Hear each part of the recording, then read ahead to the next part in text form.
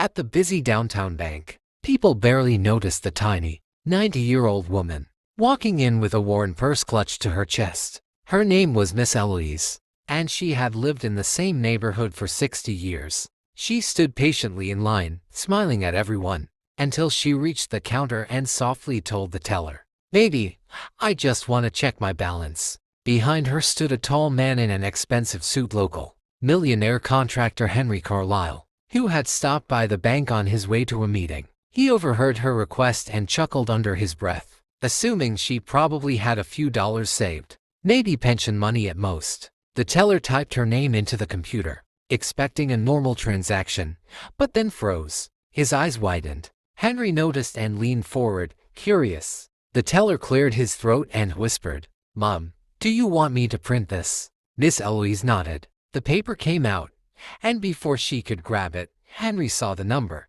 It was not hundreds, not thousands, but millions. Over $23 million. Miss Eloise blinked slowly, then nodded with no surprise at all, as if she already knew. Henry's laughter vanished. He stepped back, embarrassed, while customers nearby stared. The teller asked gently, "Mom, do you want to speak privately?" She smiled. "Honey, I've been speaking privately my whole life. Today feels like a good day to speak in public." Henry, still stunned, asked how she came to have so much. Eloise told him her late husband once worked as a janitor at a brokerage firm in the 1960s.